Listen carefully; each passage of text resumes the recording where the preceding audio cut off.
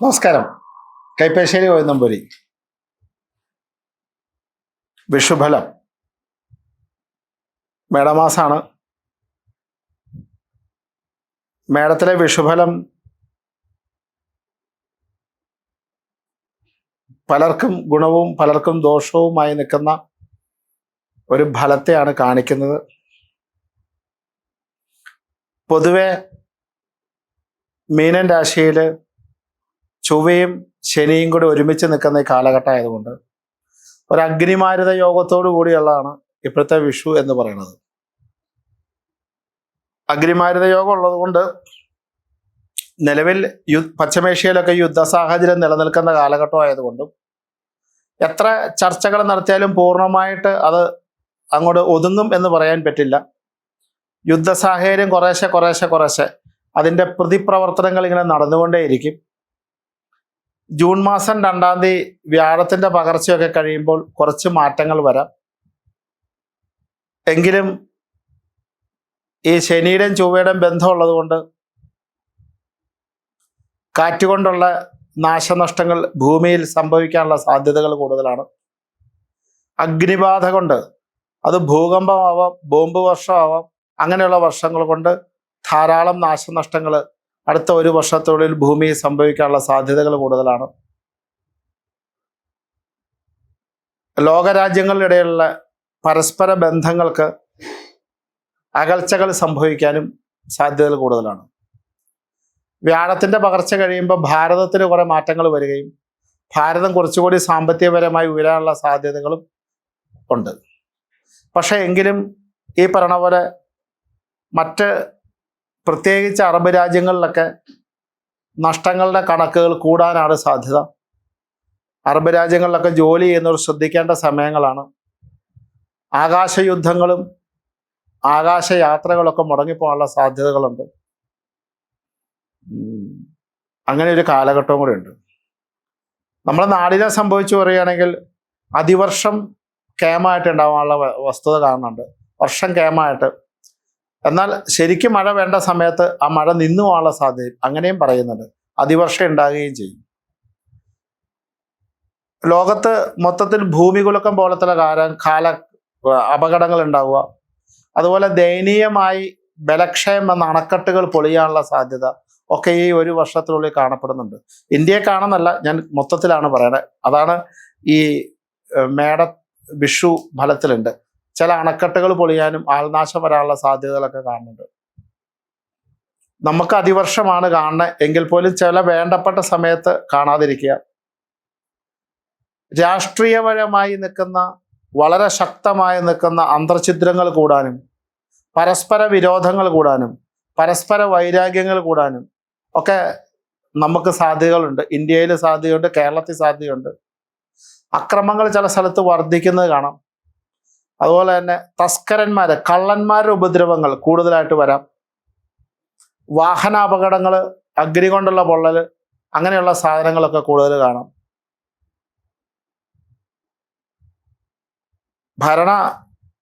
പ്രതിപക്ഷ കക്ഷികൾ തമ്മിലുള്ള പ്രശ്നങ്ങൾ ഭരണ നേതൃത്വത്തിൽ ഉണ്ടാവാം. സാമ്പത്തികപരമായി ഉന്നമനത്തുണ്ടെങ്കിലും മഴ കൊണ്ടുള്ള കെടുതികൾ നമുക്ക് വന്നു ചേരാൻ സാധിക്കും. മഴക്കെടുതികൾ കൊണ്ട് നഷ്ടങ്ങൾ ഒരുപാട് ഭൂമിയിൽ വന്നു ചേരാം. അങ്ങനെ സാമ്പത്തികപരമായിട്ട് നഷ്ടങ്ങൾ ഉണ്ടാകുന്ന ഒരുപാട് കാര്യങ്ങൾ നമുക്ക് സംഭവിക്കാനുള്ള സാധ്യതയുണ്ട്. പ്രതീക്ഷിക്കാത്ത സമയത്തുള്ള അപകടങ്ങൾ, മരണങ്ങൾ, കലഹങ്ങൾ, വാക്കുതർക്കങ്ങൾ, വഴക്കുകളൊക്കെ പൊതുവെ ജനതയുടെ ഇടയ്ക്ക് കാണപ്പെടാനുള്ള സാധ്യതയൊക്കെ കാണുന്നു. അപ്പോൾ പൊതുഫലം അത്ര സുഖകരമായിട്ടൊരു അവസ്ഥാവിശേഷമല്ല. പിന്നെ ഈ പറഞ്ഞ പോലെ ഗുരുവിൻ്റെ പകർച്ച, വ്യാഴപ്പകർച്ച കഴിഞ്ഞ ഒരു ശാന്തത കിട്ടും. അത് ജൂൺ മാസം 2-ാം തീയതിയാണ്. ചെറിയൊരു ശാന്തത മൊത്തത്തിൽ വരാം. പക്ഷെ അത് ഇന്ത്യക്ക് ഈ പറഞ്ഞ പോലെ സാമ്പത്തിക അഭിവൃദ്ധിയുള്ള പല കാര്യങ്ങളും നടക്കുമെങ്കിലും പൊതുവെ പരസ്പര ബന്ധങ്ങളൊക്കെ ഇന്ത്യക്കകത്തും പലരും തമ്മിൽ ഇല്ലാതാകുന്ന, അപ്രതീക്ഷിതമായി നിൽക്കുന്ന സംഭവങ്ങൾ ഉണ്ടാകുന്ന കാലങ്ങളൊക്കെ നടക്കുന്ന കാലഘട്ടമാണ്. സംക്രമം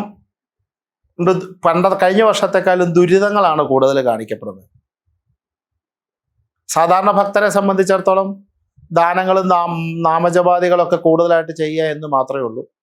കുടുംബജനങ്ങളിൽ ഈ പറഞ്ഞ പോലെ എന്താ പറയുക, സംസാര വൈകല്യങ്ങൾ ഉണ്ടാവുക, അഭിപ്രായ ഭിന്നത ഉണ്ടാവുക, അതുപോലെ വാതരോഗങ്ങൾ, ത്വക്ക് രോഗങ്ങൾ, അങ്ങനെയുള്ള സാധനങ്ങളൊക്കെ കുടുംബത്ത് വർദ്ധിക്കുക പൊതുഫലമാണ്. അങ്ങനെയൊക്കെ വരാൻ സാധ്യതകളുണ്ട്. ജലവുമായി ബന്ധപ്പെട്ട വിഷയങ്ങൾക്കൊക്കെ കാരണങ്ങളുണ്ട്. അപ്പോൾ പൊതുവെയൊക്കെ ക്ഷേത്രദർശനം നാമം ജപിക്കാമെന്ന് മാത്രമേ ഉള്ളൂ. ബാക്കി ലോകത്ത് നടക്കുന്നതിനൊന്നും നമുക്ക് എല്ലാത്തിനും ഈ പറഞ്ഞ പോലെ നമ്മൾ മാത്രം നാമം ജപിച്ചുകൊണ്ട് അതിന് പരിഹാരമാകുന്നില്ല. നമുക്ക് പ്രാർത്ഥിക്കാം ലോകം മുഴുവൻ നന്നാവാനായിട്ട്. പക്ഷെ രാജ്യങ്ങൾ തമ്മിലുള്ള അകൽച്ചയും ബന്ധങ്ങളുടെ കുറവുകളൊക്കെ നന്നായി കാണുന്നത് കൊണ്ട് പൊതുവെ ഒരു വർഷം അടുത്ത മേടമാസം വരെ ശ്രദ്ധിക്കേണ്ട ഒരു കാലഘട്ടമാണ്. ആദ്യം നമ്മൾ അശ്വതിയും ഭരണിയും കാർത്തികയുടെ ആദ്യത്തെ 15 നാഴിയും കൂടുന്ന കാർത്തികക്കാലം കൂടുന്ന മേടം രാശി. ഈ മേടം രാശിയുടെ ഇപ്പോൾ 12ാമത്തെ ശനിയാണ്, 3 വ്യാഴമാണ്. ശരിക്ക് ഈ വിഷുഫലം എന്ന് പറയുന്നത് ആരോഗ്യരംഗത്ത് ഇവർക്ക് പൊതുവെ ഒരു വർഷത്തേക്ക് മോശമാണ്. സാമ്പത്തിക രംഗത്ത് അടുത്ത കുറച്ച് കാലങ്ങളേക്ക് ഒരു 3-4 മാസത്തേക്ക് ബുദ്ധിമുട്ടുകൾ വരുമെങ്കിലും തുടർന്ന് സാമ്പത്തികപരമായ കുറച്ച് മുന്നേറ്റങ്ങൾ ഉണ്ടാവാൻ സാധ്യതയുണ്ട്. സാമ്പത്തികപരമായി ഉയർച്ചയുണ്ടാവാൻ സാധ്യതയുണ്ട്. പ്രതീക്ഷിക്കാത്ത സമയത്ത് അസുഖങ്ങൾ വന്ന് ഹോസ്പിറ്റലിൽ വസിക്കേണ്ട അവസ്ഥകൾ, വീഴ്ചകൾ, അങ്ങനെയുള്ള കാര്യങ്ങളൊക്കെ നടക്കാൻ സാധ്യതയുണ്ട്. ദൂരദേശ യാത്രകൾ ചെയ്യാൻ ആഗ്രഹിക്കുന്നവർക്കൊക്കെ വർഷാവസാനം ദൂരദേശ യാത്രകൾ ചെയ്യാൻ പറ്റും. ഗ്രഹനിർമ്മാണം ആഗ്രഹിക്കുന്ന ആൾക്കാർക്കൊക്കെ വർഷാവസാനം ഗ്രഹനിർമ്മാണത്തിനൊക്കെ സ്ഥലം വാങ്ങുക, ഗ്രഹനിർമ്മാണമൊക്കെ സാധിക്കും. അതുപോലെ കോടതി വ്യവഹാരങ്ങളുമായി ബന്ധപ്പെട്ട കേസുകളും കാര്യങ്ങളും ഉള്ളവർക്ക് അങ്ങനെയൊക്കെ നടക്കാനുള്ള, അതൊക്കെ തീരാനും അതൊക്കെ അവസാനിപ്പിക്കാനുള്ള ഒരു സാധ്യതകളിലേക്ക് വരും. അതൊക്കെ വളരെ ഗുണകരമായ ഒരു അവസ്ഥാവിശേഷമാണ്. ഏതായാലും വർഷം പകുതി തൊട്ടാണ് ഈ മേടരാശിക്കാർക്ക് ഒരു ആശ്വാസം കിട്ടണം. നാഡീ സംബന്ധമായി ഞരമ്പ് സംബന്ധമായ അസുഖങ്ങൾ ഉണ്ടാവുക, തലയ്ക്ക് വേദനകൾ ഉണ്ടാവുക, അങ്ങനെയുള്ള സാധനങ്ങൾ. കുട്ടികൾക്കൊക്കെ നല്ല അവസ്ഥകളും നല്ല ഫലങ്ങളും ഒക്കെ കുട്ടികൾക്കായി കാണപ്പെടുന്നുണ്ട്. സന്തതികൾക്ക് നല്ലതായിട്ട് വരാം. കുടുംബത്തിൽ ചിലപ്പോൾ ഈ വർഷാവസാനം നല്ല വീട് മോടി പിടിപ്പിക്കുകയോ വാഹനങ്ങൾ മേടിക്കാനൊക്കെ സാധ്യതകൾ കാണുന്നൊരു കാലഘട്ടമാണ്. അപ്പം അതുകൊണ്ട് തന്നെ ഗുണദോഷ സമ്മിശ്രമാണ്. പക്ഷെ ആദ്യത്തെ ഒരു 3-4 മാസം, മേടയിടവും ബുധനും കർക്കിടകം ചിങ്ങം എന്ന് പറഞ്ഞ ആ മാസങ്ങളൊക്കെ ഒന്ന് ശ്രദ്ധിക്കണം, നല്ലതാണ്. കാരണം എന്താണെന്ന് വെച്ച് കഴിഞ്ഞാൽ ആ സമയം അത്രയ്ക്ക് കേമായി നിൽക്കുന്ന ഒരവസ്ഥ എന്ന് പറയാനില്ല. കാരണം അത് കഴിഞ്ഞാൽ കുറച്ച് നന്നാവുമെങ്കിലും. അപ്പം അതുകൊണ്ട് ആ സമയത്തെ നാമജപാദികളും പ്രാർത്ഥനകളും ഞാൻ പറയാം. എങ്കിലും കഴിഞ്ഞ വർഷത്തെക്കാൾ കുറച്ചുകൂടി അനുകൂലമായ ഒരു വർഷമാണ് എന്ന് പറയേണ്ടിയിരിക്കുന്നു. അതാണ് മേടം രാശിയുടെ ഫലം. അടുത്ത ഇടവക്കൂറാണ്. കാർത്തിക മുക്കാലും രോഹിണിയും മകരത്തിന്റെ ആദ്യവും ഭാഗുന്ന ഇടവക്കൂറാണ്. ഇടവക്കൂറുകാർക്ക് പൊതുവെ വിദ്യാഭ്യാസ രംഗത്തൊക്കെ വളരെ നല്ല നേട്ടങ്ങൾ ഉണ്ടാക്കാൻ പറ്റിയ സമയമാണ്. സാമ്പത്തിക രംഗത്തൊക്കെ അതികേമമായ അവസ്ഥയിലേക്ക് വരാം. വിദേശത്ത് ജോലി, ദൂരദേശ യാത്രകൾ ആഗ്രഹിക്കുന്നവർക്കൊക്കെ നടക്കാം. ശക്തമായി നിൽക്കുന്ന അമ്പലങ്ങള്, ക്ഷേത്രങ്ങള്, ദർശനങ്ങള്, പ്രാർത്ഥന, വലിയ വലിയ ക്ഷേത്ര ദർശനങ്ങൾ, അതൊക്കെ സാധിക്കും. കുടുംബത്തിൽ മംഗളകർമ്മങ്ങൾ നടക്കുക, കുടുംബ അംഗങ്ങൾ തമ്മിൽ യോജിച്ചു പോവുക, അതൊക്കെ സാധിക്കുന്ന കാലഘട്ടമാണ്. പൊതുവെ ഇടവക്കൂറുകാർക്ക് ഒരു അനുകൂല ഘടകം എന്ന് പറയാവുന്ന ഒരു അവസ്ഥാവിശേഷമുണ്ട്.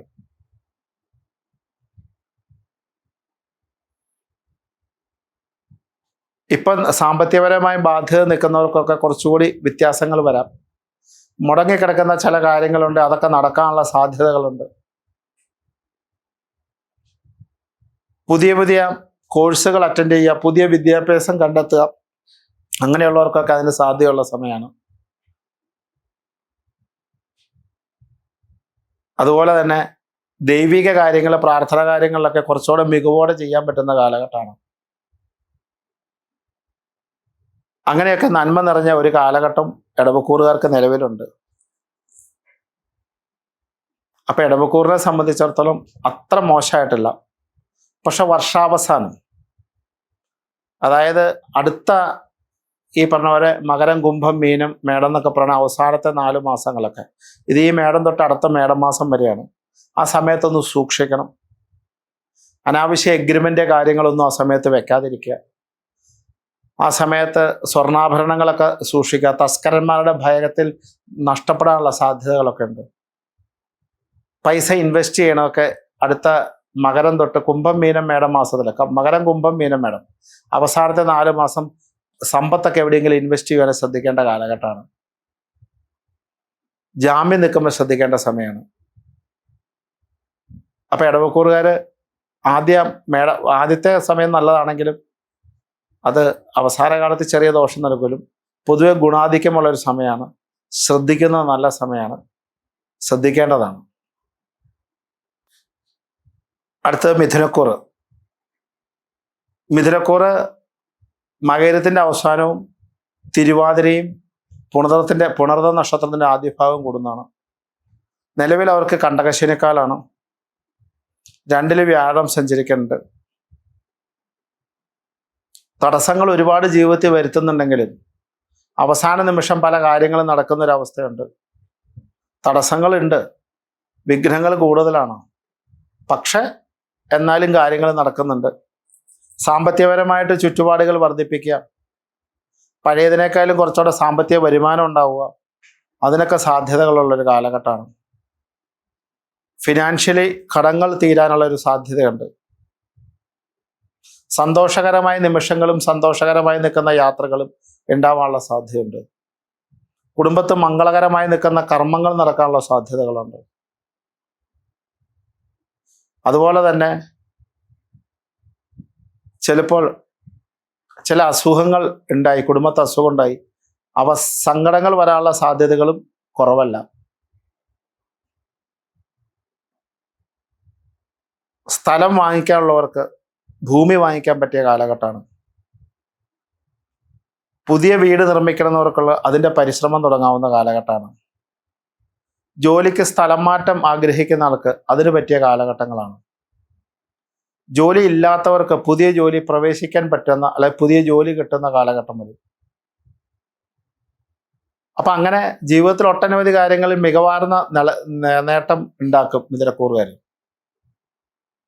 പക്ഷെ ചെറിയ ചെറിയ അസ്വസ്ഥതകൾ, സങ്കടങ്ങൾ, മാനസിക സംഘർഷങ്ങൾ ഇത്യാദി വിഷയങ്ങൾ ഉണ്ടാകാനുള്ള സാധ്യതയുണ്ട്. ചിലപ്പോൾ ഒരു കാര്യവുമില്ലാതെ അനാവശ്യ കുടുംബകലഹങ്ങൾ വരെ ഉണ്ടാവാം. അതൊക്കെ അതിൻ്റെ പ്രാർത്ഥനാ രീതികളിൽ പോയാൽ അത് മാറാവുന്നതേ ഉള്ളൂ. അടുത്ത കർക്കിടകക്കൂറാണ്.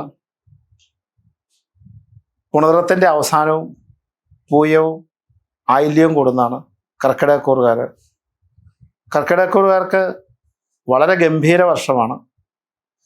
പെട്ടെന്നൊരു മനസമാധാനം കിട്ടുന്നതാണ് ഈ പറയണ ഇപ്രാവശ്യത്തെ ഈ വിഷുഫലത്തിലൂടെ. ജൂൺ മാസം 3-ാം തീയതി കഴിഞ്ഞാൽ വളരെ വളരെ നല്ല നല്ല കാര്യങ്ങൾ നടക്കുക, സാമ്പത്തികപരമായി ഉന്നതിയിലെത്തുക, വിദ്യാഭ്യാസ മേഖലയിൽ വൻ പുരോഗതി എത്തുക, വിവാഹാദികൾ കാര്യങ്ങൾ നടക്കുക, മുടങ്ങിക്കിടക്കുന്ന കാര്യങ്ങൾ പുനരാരംഭിക്കുക, സാമ്പത്തികപരമായി നല്ല ഉയർച്ച എത്തുക, പുണ്യ സ്ഥല ദർശനങ്ങൾ, പുണ്യക്ഷേത്ര ദർശനങ്ങൾ അതിനൊക്കെ സാധ്യതകൾ കൊടുക്കുക, സന്തോഷം നിറഞ്ഞ നിമിഷങ്ങൾ സമ്മാനിക്കുക, ബന്ധു ഇഷ്ട ജനങ്ങളുടെ സമാഗമങ്ങൾ നടക്കുക, ഇതിനൊക്കെ സാധ്യതയുണ്ട്. വൈറസ് സംബന്ധമായി നിൽക്കുന്ന അസുഖങ്ങൾ അവരെ ആക്രമിക്കാനും അതിൽ ആശുപത്രിവാസം വരെ വരേണ്ട കാലഘട്ടം വരാം. ഹൃദയ സംബന്ധമായി നിൽക്കുന്ന രോഗങ്ങൾക്ക് പ്രത്യേക സാധ്യത കാണുന്നുണ്ട്. അങ്ങനെയുള്ളവരൊക്കെ ഒന്ന് ശ്രദ്ധിക്കണം, നല്ലതാണ്. ഹൃദയ ആരോഗ്യം മെച്ചപ്പെടുത്തുന്ന നല്ലതാണ്. വൈറസ് ബാധ ബാധിക്കാതിരിക്കാൻ ശ്രമിച്ചോണം, അതൊക്കെ ചെയ്യുന്നത് നല്ലതാണ്. അതുപോലെ ഞരമ്പ് സംബന്ധമായിട്ട് ഒക്കെ ഈ വെരിക്കോസ് ഉള്ളവരൊക്കെ നോക്കാൻ സാധ്യതയുള്ളൂ, പൊട്ടാനൊക്കെ സാധ്യതയുണ്ട്. വാദത്തിൻ്റെ അസുഖമുള്ളവരൊക്കെ ബുദ്ധിമുട്ടുണ്ടാകുന്ന വർഷങ്ങളാണ്. വിദേശത്ത് കുറേ കാലമായി നല്ല ജോലി ഇല്ലാത്തവർക്കൊക്കെ നല്ല ജോലിയിൽ പ്രവേശിക്കാനും നല്ല അവസരങ്ങൾ കിട്ടാനും നല്ല സാമ്പത്തികം വരാനൊക്കെ സാധ്യതയുണ്ട്. നല്ല കടങ്ങളാൽ ബുദ്ധിമുട്ടിരിക്കുന്നവരുടെ കടങ്ങളൊക്കെ തീർന്ന് ഒരു പരിധിവരെ സമാധാനം കിട്ടുന്ന വർഷങ്ങളാണ്. പൊതുവെ കർക്കിടകക്കൂറുകാർക്ക് ഒരു 80% അനുകൂലമാണ്. ചെറിയ ചെറിയ അസുഖങ്ങൾ നോക്കിയാൽ മതി, അസുഖങ്ങളുടെ കാര്യങ്ങൾ മാത്രം ശ്രദ്ധിച്ചാൽ മതി. പിതാവിന് തുല്യരായി നിൽക്കുന്നവർക്കുടെ ആകസ്മികമായ വിയോഗങ്ങൾ അവരെ സങ്കടപ്പെടുത്താൻ സാധിക്കും. അതൊന്ന് ശ്രദ്ധിക്കണം, നല്ലതാണ്. കർക്കിടകക്കൂറുകാർക്ക് പിതൃതുല്യരായാലും മതി, അങ്ങനെ പെലയൊക്കെ വരാനുള്ള സാധ്യത, അതൊക്കെ ഒന്ന് ശ്രദ്ധിക്കണം. പ്രാർത്ഥനകൾ, നാമജപാദികൾ ഒക്കെ വർദ്ധിപ്പിക്കുക. എങ്കിലും കഴിഞ്ഞ വർഷത്തേലും അപേക്ഷിച്ച് ഈ വർഷം പൊതുവെ അനുകൂലമാണ്, അനുകൂല ഘടകമാണ്. അടുത്ത ചിങ്ങക്കൂറാണ്. മകവും പൂരവും ഉത്രത്തിൻ്റെ ആദ്യത്തെ ഭാഗവും കൂടുന്ന ചിങ്ങക്കൂറുകാർക്ക് വർഷത്തിൻ്റെ ആദ്യ ഭാഗങ്ങൾ ഏകദേശം മേട, ഇടവം, മിഥുനം, കർക്കിടകം, ചിങ്ങം വരെ അവർക്ക് അനുകൂല ഘടകങ്ങളാണ്. സിനിമാ മേഖലയിൽ, രാഷ്ട്രീയ മേഖലയിൽ, പബ്ലിക് സൊസൈറ്റി വർക്ക് ചെയ്യുന്ന ആൾക്കാർക്ക് അവാർഡുകൾ പോലത്തെ കാര്യങ്ങൾ ലഭിക്കുക, പുതിയ അവസരങ്ങൾ ലഭിക്കുക, പുതിയ നല്ല നല്ല സാധനങ്ങൾ ലഭിക്കുക, പുതിയ അംഗീകാരങ്ങൾ ലഭിക്കുക, അതിനൊക്കെ വളരെ സാധ്യതയാണ്. ആദരിക്കപ്പെടാൻ സാധ്യതയുള്ള കാലഘട്ടമാണ് ചിങ്ങക്കൂറുകാർക്ക്. എന്നാൽ ജൂൺ മാസം 2-ാം തീയതിക്ക് ശേഷം സാമ്പത്തിക നഷ്ടങ്ങൾക്ക് നല്ല സാധ്യതയുണ്ട്. അവർ തുടങ്ങി വെച്ച പല കാര്യങ്ങളും നഷ്ടപ്പെടാനുള്ള സാധ്യതയുണ്ട്. വന്നിരിക്കുന്ന വരുമാനം കുറയാനുള്ള സാധ്യതയുണ്ട്. വരുമാനത്തിന് ഇരട്ടി ചെലവുകൾ വരാനുള്ള സാധ്യതയുണ്ട്. അതുപോലെ തന്നെ ദാമ്പത്യരംഗമൊക്കെ ശ്രദ്ധിക്കണം, നല്ലതാണ്. ജൂൺ മാസത്തിന് ശേഷം കുറച്ചുകൂടി ചിലപ്പോൾ ദാമ്പത്യരംഗത്തൊക്കെ അത്യാവശ്യം ഭാര്യാഭർത്തൃ കലഹങ്ങളോ വഴക്കുകളൊക്കെ ഉണ്ടാവാൻ സാധ്യതയുണ്ട്. ചിലപ്പോൾ ബന്ധുക്കളുടെ അടുത്ത് തന്നെ മാറി താമസിക്കാനുള്ള സാധ്യതകളൊക്കെ കാണുന്നുണ്ട്. അല്ലെങ്കിൽ ദേശം വിട്ട് മറ്റൊരു ദേശത്ത് ജീവിക്കാനുള്ള സാധ്യതയൊക്കെ ഉണ്ട്. എങ്കിലും സാമ്പത്തികപരമായി ഇവർക്ക് വലിയ ആദ്യകാലത്തുള്ള ബുദ്ധിമുട്ടുകൾ വരാതിരിക്കുന്നതുകൊണ്ട് ദാരിദ്ര്യത്തിലേക്കൊന്നും ഇവരെത്തില്ല. മാനസിക സംഘർഷം ഇവരെ നന്നായി ബാധിക്കും.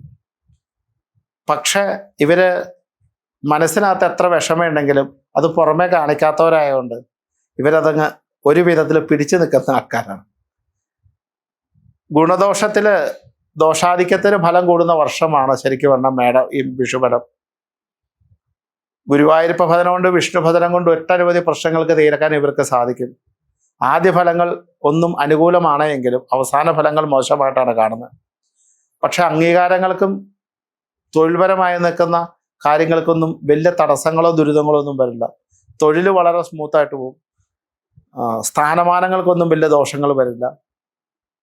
എന്നാൽ പൊതുവെ എല്ലാ കാര്യങ്ങളിലും ഒരു സംതൃപ്തിക്കുറവ് എപ്പോഴും ഉണ്ടായിക്കൊണ്ടിരിക്കും. നല്ല വിഷ്ണുഭജനം കൊണ്ട് മറികടക്കാവുന്നേ ഉള്ളൂ. അങ്ങനെയുള്ള പ്രാർത്ഥന കൊണ്ട് മറികടക്കാം. അങ്ങനെ ചെയ്യാം. കന്നിക്കൂറ് ഉത്രത്തിൻ്റെ അവസാനവും അത്തവും ചിത്തിരയും കൂടെ കൂടുന്ന കന്നിക്കൂറുകാർക്ക് ഇപ്പോൾ നിലവിൽ കണ്ടകശനിയിലും 10 വ്യാഴത്തിലും ജൂൺ മാസം 3 ശേഷം 11ാമത്തെ വ്യാഴവും സഞ്ചരിക്കുന്ന സമയമാണ്. പക്ഷെ കന്നിക്കൂറുകാർക്ക് അത്ര മോശമായൊരവസ്ഥയല്ല ഇപ്പോഴാണെങ്കിലും വരുന്നതാണെങ്കിലും. നല്ല കഷ്ടപ്പാട് സഹിച്ചാണെങ്കിലും സാമ്പത്തികപരമായി വൻ മുന്നേറ്റം ഉണ്ടാവാൻ പറ്റിയ വർഷകാലമാണ്. നല്ല ഉയർച്ചയിലേക്ക് എത്താം. വിദ്യാഭ്യാസ രംഗത്തൊക്കെ പ്രതീക്ഷിക്കാത്ത അപ്രതീക്ഷിതമായ നേട്ടങ്ങൾ ഉണ്ടാക്കാം. തൊഴിൽ രംഗത്ത് നല്ല സാമ്പത്തിക ഉയർച്ച ഉണ്ടാവും. നമ്മൾ നിരീക്കാത്ത സമ്പത്ത് വന്നു ചേരാം. മാനസികപരമായി സമാധാനം, സന്തോഷം, ഐശ്വര്യം അതൊക്കെ ഉണ്ടാവും. ഒരിക്കലും നടക്കില്ല എന്ന് വിചാരിച്ച പല കാര്യങ്ങളും പൂർത്തിയാക്കാനും തുടങ്ങാനും നടത്താനും ഈ ജൂൺ മാസത്തിന് ശേഷം സാധിക്കുന്ന ഒരു കാലഘട്ടമാണ്. ജൂൺ മാസത്തിന് ശേഷം ഏത് തൊഴിലാണെങ്കിലും നല്ല ഉന്നതിയിലേക്ക് എത്താനുള്ള കാലഘട്ടമുണ്ട് അടുത്ത ഒരു വർഷക്കാലം. മാനസിക സംഘർഷങ്ങൾ ഏറെ വന്നാലും സന്തോഷകരമായ നിമിഷങ്ങൾ ഒരുപാട് സമ്മാനിക്കും. കുട്ടികൾക്കും പരമ്പരയ്ക്കുമൊക്കെ നല്ല നല്ല കാര്യങ്ങൾ വരുന്ന കണ്ട് സന്തോഷിക്കാൻ പറ്റും.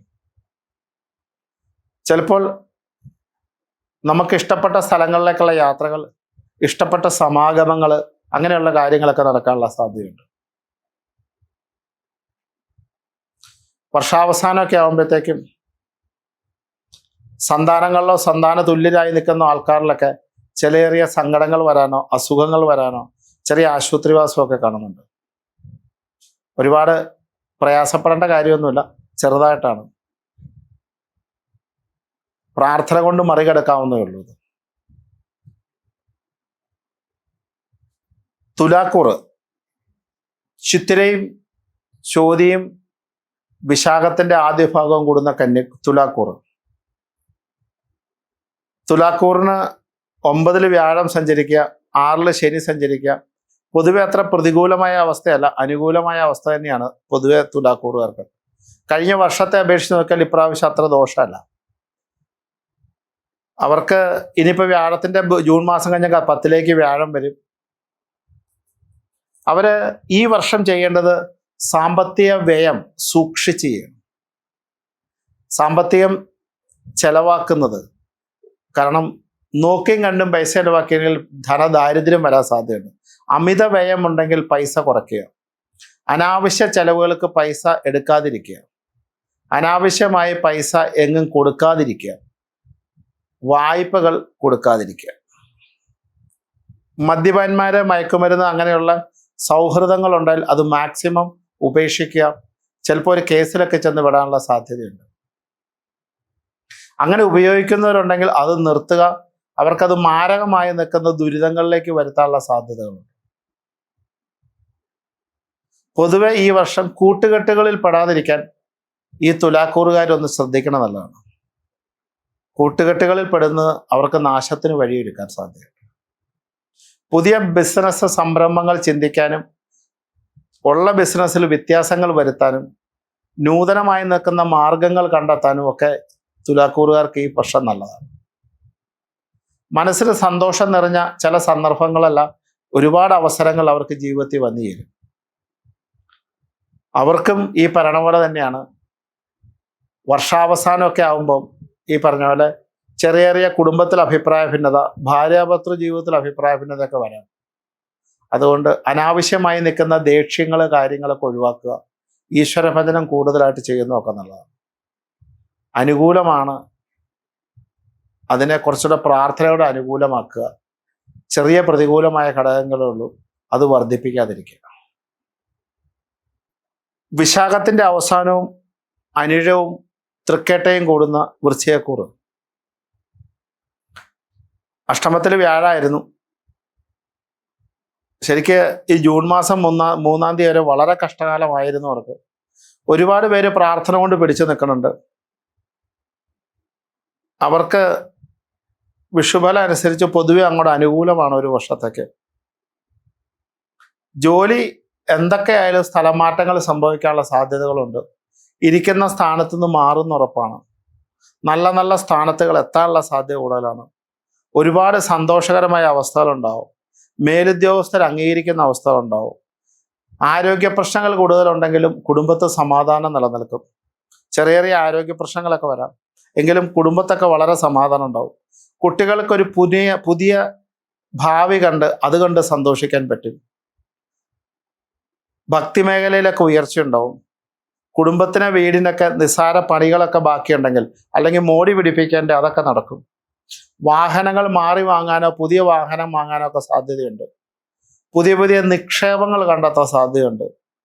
വിദേശത്ത് ജോലി ചെയ്യുന്നവരൊക്കെ ഉണ്ടെങ്കിൽ ജോലി മാറാനോ നല്ല ജോലി കിട്ടാനൊക്കെ സാധ്യതയുണ്ട്. സിനിമാ മേഖലയിൽ പ്രവർത്തിക്കുന്നവർക്ക് നല്ല നല്ല അവസരങ്ങൾ വരാൻ സാധ്യതയുണ്ട്. രാഷ്ട്രീയ രംഗത്തുള്ളവർക്കും നല്ല നല്ല കാലാവസ്ഥകൾ വരാം. പുതിയ സ്ഥാനമാനങ്ങൾ കിട്ടാം. ഇതിനൊക്കെ സാധ്യതകളുണ്ട്. പൊതുവെ വൃശ്ചികക്കൂറുകാർക്ക് അനുകൂലമായ ഘടകങ്ങൾ ഒരുപാട് കാണുന്നുണ്ട്. പ്രാർത്ഥന കുറച്ചുകൂടി എന്നാലും വേണം. ആദ്യത്തെ മേടയിടവും മിഥുനം മാസം 3 മാസവും ശ്രദ്ധിക്കണം. അതിനുശേഷമാണ് പൂർണ്ണമായ ഗുണത്തിലേക്ക് എത്തുള്ളൂ. ശ്രദ്ധിക്കുന്നത് നല്ലതാണ്. ധനുക്കൂറ് മൂലം, പൂരാടം, ഉത്രാടത്തിന്റെ ആദ്യ ഭാഗം കൂടുന്ന ധനുക്കൂറ്. അവർക്ക് നിലവിൽ കണ്ടകശനി സഞ്ചരിക്കുന്ന സമയമാണ്. 7 വ്യാഴമുണ്ട്. നിലവിൽ വിദ്യാഭ്യാസം ചെയ്യുന്നവർക്ക് മറ്റൊരു മേഖല, നല്ല മേഖല അവർക്ക് കണ്ടെത്താൻ സാധിക്കും. വിചാരിക്കാത്ത നല്ല കോഴ്സുകൾ കിട്ടാം. പക്ഷെ പഠിത്തത്തിന്റെ കഷ്ടപ്പാടുകൾ അവർക്ക് ഒരുപാട് അനുഭവിക്കാം. ആരോഗ്യരംഗത്തൊക്കെ വളരെ ചെറിയ ചെറിയ ദുരിതങ്ങളുള്ള ഒരു അവസ്ഥാവിശേഷം വരാം. ഇന്ത്യ വിട്ട് പുറത്തുപോയി ജോലി ചെയ്യണമെന്ന് ആഗ്രഹിക്കുന്നവർക്കൊക്കെ നടക്കാൻ പറ്റുന്ന സമയമാണ്. ഇന്ത്യ വിട്ട് പുറത്തുപോയി പഠിക്കാൻ പറ്റണമെന്ന് ആഗ്രഹമുള്ളവർക്ക് നടക്കാൻ നല്ല സമയമാണ്. ആദ്യത്തെ ഒരു 6 മാസം പൊതുവെ അനുകൂലമായിരിക്കും. അവസാനത്തെ 6 മാസം പ്രതികൂല ഘടകങ്ങൾ കൂടുതലാണ്. ഭാഗ്യം നന്നായിട്ടുണ്ടെങ്കിലും ചില കാര്യങ്ങൾ അവസാന നിമിഷം തെന്നിപ്പോണ പോലെ വരാം. സാമ്പത്തിക വരുമാനം ഉണ്ടെങ്കിലും അത് ഉദ്ദേശിക്കുന്ന രീതിയിൽ സേവ് ചെയ്യാതെ കൈവെക്കാൻ പറ്റാത്ത അവസ്ഥാവിശേഷങ്ങൾ ഉണ്ടാവും. പല കാര്യങ്ങൾക്കും നമ്മൾ വിചാരിക്കണ സമയത്ത് നടക്കാതെ വരാം. ഉദ്ദേശിക്കാത്ത സൗഹൃദങ്ങളും കുടുംബ ബന്ധങ്ങളും അകന്നു പോണ പോലെ തോന്നാം. വർഷാവസാനമാണ്. വർഷാദ്യ കുഴപ്പങ്ങളില്ല. എന്നാലും പ്രാർത്ഥനകളൊക്കെ ഉണ്ട്. ഒട്ടനവധി കാര്യങ്ങൾക്ക് മാറ്റം വരാനുള്ള സാധ്യതയുണ്ട്. ശിരോസംബന്ധമായോ കണ്ണിനോ ചെവിക്കോ ഒക്കെ വല്ല അസുഖങ്ങളൊക്കെ ഉണ്ടെങ്കിൽ അതൊക്കെ കൃത്യമായി ഡോക്ടറെ കണ്ട് പരിശോധിപ്പിക്കണം. മാതാവ് മാതൃകുടുംബവുമായി വല്ല സ്വത്ത് തർക്കമൊക്കെ ഉണ്ടെങ്കിൽ അത് രമ്യമായി പരിഹരിക്കാൻ ശ്രമിച്ചോളും. രൂക്ഷമായ വിഷയത്തിലേക്ക് പോകാതിരിക്കുക. നാമജപാദികളും പ്രാർത്ഥനയും നന്നായി വർദ്ധിപ്പിക്കുക. പരിഹാരം ഞാൻ പറയാം. ഉത്രാടത്തിന്റെ അവസാനവും തിരുവോണവും ഔട്ടവും കൂടുന്ന മകരക്കൂറ്. അവർക്ക് 3 ശനിയും 6 വ്യാഴമായിരുന്നു. കഴിഞ്ഞ 1 വർഷക്കാലം എന്ന് പറയുന്നത് അത്ര ഗുണകരമായ ഒരു വർഷക്കാലമാണ് എന്ന് പറയാൻ പറ്റില്ല. പൊതുവെ ആരോഗ്യരംഗത്ത് മോശമായൊരു അവസ്ഥാവിശേഷമാണ്. സാമ്പത്തികപരമായി നല്ല ദുർച്ചലവുള്ളൊരു കാലഘട്ടമായിരുന്നു. വരുമാനം വരാനോ വന്ന് നിൽക്കാനോ പറ്റാത്ത കാലഘട്ടമായിരുന്നു. ഒരു 1.5-2 മാസവും കൂടിയൊക്കെ അങ്ങനെ തന്നെ നിൽക്കുമെങ്കിലും ഈ 2 മാസമൊക്കെ കഴിഞ്ഞതിന് ശേഷം അവർക്ക് പൊതുവെ അനുകൂലമായ ഘടകങ്ങളാണ്. സാമ്പത്തിക രംഗത്ത് വിചാരിക്കാത്ത ഉയർച്ചകളുണ്ടാവും. കടബാധ്യതകൾ തീർക്കെടുക്കാൻ പറ്റും. ആരോഗ്യരംഗത്ത് വ്യത്യാസം ഉണ്ടാവും. സാമൂഹികമായും നല്ല നിലവാരത്തിലേക്ക് എത്താൻ പറ്റും. രാഷ്ട്രീയത്തിൽ സിനിമാ മേഖലയൊക്കെ പ്രവർത്തിക്കുന്നവർക്ക് നല്ല സ്ഥാനമാനങ്ങൾ കിട്ടും. മനസ്സിന് സന്തോഷം നൽകുന്ന ഒരുപാട് അവസരങ്ങൾ ഉണ്ടാവും. ഉന്നതരുമായിട്ടുള്ള ബന്ധങ്ങൾ ജീവിതത്തിൽ പലവിധ വഴി നേട്ടങ്ങൾക്ക് ഉണ്ടാവും വരും. ഷുഗർ, പ്രഷർ പലർക്കും ഉണ്ട്, മിക്കവാറും ആൾക്കാർക്കുണ്ട്. അങ്ങനെയുള്ള കൃത്യമായി മരുന്ന് കഴിക്കണം, നല്ലതാണ്. അതൊക്കെ ജീവിതത്തിൽ ഒരുപാട് ഗുണങ്ങളെ പ്രദാനം ചെയ്യാൻ പറ്റുന്നതാണ്.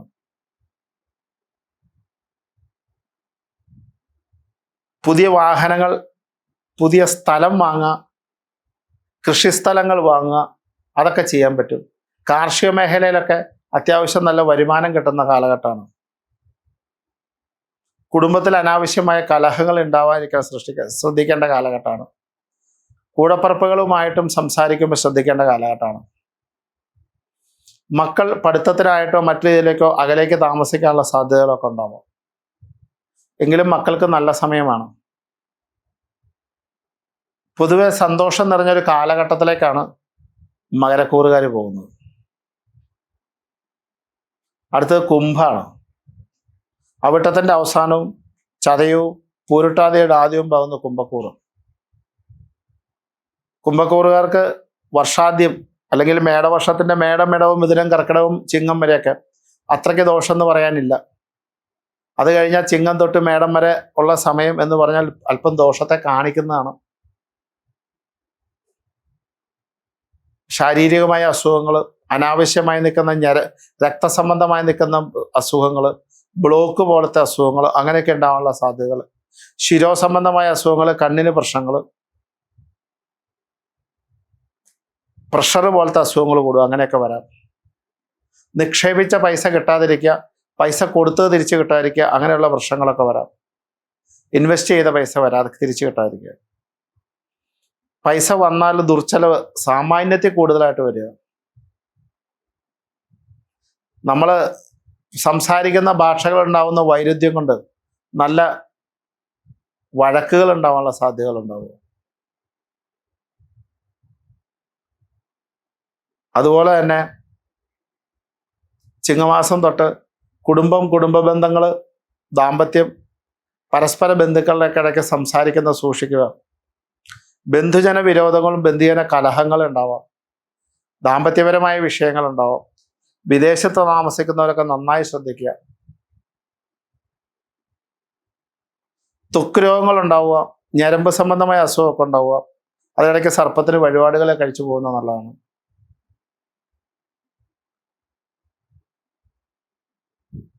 ശൈവപരമായും വൈഷ്ണവപരമായും നിൽക്കുന്ന പ്രാർത്ഥന പൊതുവെ ഈ വർഷം വർദ്ധിപ്പിക്കേണ്ടതാണ്. സങ്കുചിതമായ ചിന്തകളോട് ജീവിക്കുന്നവർക്ക് തിരിച്ചടികൾക്കുള്ള കാലഘട്ടമുണ്ട്. ഈശ്വര പ്രാർത്ഥനയായിട്ട് കൂടുതൽ നടക്കുകയാണ് വളരെ നല്ലത്. മീനക്കൂറ് പൂരിട്ടാതിയുടെ അവസാനവും ഉത്രട്ടാതിയും രേവതിയും കൂടുന്ന മീനക്കൂറ്. മീനക്കൂറുകാർക്ക് ലഗ്നത്തിൽ ശനി നിൽപ്പുണ്ട്. 7.5 ശനിയുടെ ജന്മശനിയൊക്കെ ആണെങ്കിൽ പോലും കുറച്ചുകൂടി അനുകൂലമായ ജീവിതത്തിലേക്കാണ് കടന്നു വരാൻ പോകുന്നത്. പുതിയ തൊഴിലവസരങ്ങൾ സൃഷ്ടിക്കുക, സാമ്പത്തിക രംഗത്ത് ഉയർച്ച ഉണ്ടാവുക, മാനസികമായി സമൃദ്ധമായി നിൽക്കുന്ന ഒരവസ്ഥ ഉണ്ടാവുക, പരമ്പരകളിൽ നല്ലത്, കുടുംബത്തിൽ നന്നാവുക, തൊഴിൽ സ്ഥലത്ത് നന്നാവുക, നല്ല ജോലി കിട്ടുക, അതിനൊക്കെ സാധ്യതകളുണ്ട്. നല്ല നല്ല സമാഗമങ്ങളും സന്തോഷകരമായ നിമിഷങ്ങളും ഉണ്ടാവുക, നല്ല നല്ല യാത്രകൾക്ക്, കുട്ടികളിലുണ്ടാകുന്ന ഉയർച്ച, കുട്ടികളുണ്ടാകുന്ന വിവാഹ മംഗളകാര്യങ്ങൾ നടക്കുക, കുട്ടികൾക്ക് നല്ല ജോലി കിട്ടുക, കുട്ടികൾക്ക് വിദ്യാഭ്യാസം ഉണ്ടാവുക, വിദ്യാഭ്യാസപരമായ പുരോഗതി ഉണ്ടാവുക, നല്ല ജയം ഉണ്ടാവുക, സ്ഥാനമാനങ്ങൾ കിട്ടുക, ഇതിനൊക്കെ സാധ്യതകളുണ്ട്. വാദത്തിൻ്റെയും പിത്തത്തിൻ്റെയും അസുഖമുള്ളവർ ശ്രദ്ധിക്കേണ്ട കാലഘട്ടമാണ്. കോടതി കേസുകളോ മറ്റ് കേസുകളോ ഒക്കെ ഉള്ളവർ അവരും ശ്രദ്ധിക്കേണ്ട കാലമാണ്. തിരിച്ചടിക്കുള്ള സാധ്യതയുണ്ട്. വ്യവഹാര രംഗങ്ങൾ മുഴുവൻ ശ്രദ്ധിക്കേണ്ടതാണ്. സ്വത്ത് സംബന്ധമായ സ്വർണ്ണ സംബന്ധമായ എന്തെങ്കിലും ആധികാരികമായ തർക്കങ്ങൾ വന്നാൽ സൂക്ഷിച്ചിടപെട്ടില്ലെങ്കിൽ അത് വലിയ അപകടത്തിലേക്ക് പോകും. എങ്കിലും മാനസികമായിട്ട് സമാധാനവും സാമ്പത്തികപരമായ ഉയർച്ചയും കുട്ടികളിലും കുടുംബത്തും ഉയർച്ചയുള്ള കാലഘട്ടമാണ്. ചെറുതായിട്ടൊന്ന് ശ്രദ്ധിക്കുകയും കൂടെ ചെയ്താൽ വളരെ നല്ല കാലഘട്ടത്തെ പ്രദാനം ചെയ്യുന്നതാണ്.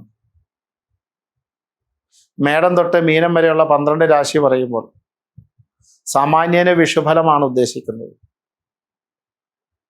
ആ സാമാന്യ വിഷുഫലത്തിന്റെ ഫലം ഈ വിഷു സംക്രമവുമായി ബന്ധപ്പെട്ടുള്ള അവസ്ഥയ്ക്കാണ് ഈ ഫലാദികൾ പറയുന്നത്. അപ്പൊ അതുകൊണ്ട് തന്നെ അതിൻ്റെ ഫലങ്ങളിൽ നെഗറ്റീവ് ആയതാണെങ്കിലും പോസിറ്റീവ് ആണെങ്കിലും അല്ലെങ്കിൽ നല്ല ഫലങ്ങളാണെങ്കിലും ചീത്ത ഫലങ്ങളാണെങ്കിലും അതിന് പ്രാർത്ഥനാ സങ്കല്പം കൂടി ഉണ്ടെങ്കിൽ മാത്രമാണ് ആ മോശമായ ഫലത്തെ അനുകൂലമാക്കാനും അനുകൂലമായ ഗുണത്തെ അനുകൂലമാക്കാനും. അനുകൂലമായത് നല്ല അനുകൂലമാവണമെങ്കിൽ ദൈവാധീനം വേണം, പ്രതികൂലമായത് അനുകൂലമാണെങ്കിൽ ദൈവാധീനം വേണം. അതിന് പ്രാർത്ഥനാ സങ്കല്പവും ദൈവിക സങ്കല്പവും നാമജപാദികളും വേണം. അതുകൊണ്ട് തന്നെ ദോഷങ്ങളുള്ളവർ അധികം ഭയപ്പെടേണ്ട കാര്യങ്ങളില്ല. ഗുണം കിട്ടിയെന്ന് വെച്ചാൽ ജയ ജയ രാവണ എന്ന് പറഞ്ഞ് സന്തോഷിക്കുകയും വേണ്ട. ഞാൻ രക്ഷപ്പെട്ടു എന്ന് പറയണ്ട.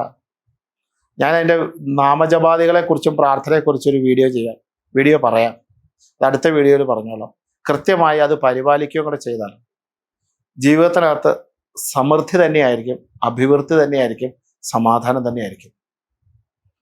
ഈ വിഷു ഫലത്തിൻ്റെ എല്ലാ നല്ല ഗുണങ്ങളും എല്ലാവർക്കും ലഭിക്കട്ടെ എന്ന് പരദേവർ പ്രാർത്ഥിച്ചുകൊണ്ട് നമസ്കാരം. ഗോവിന്ദൻ പുരി.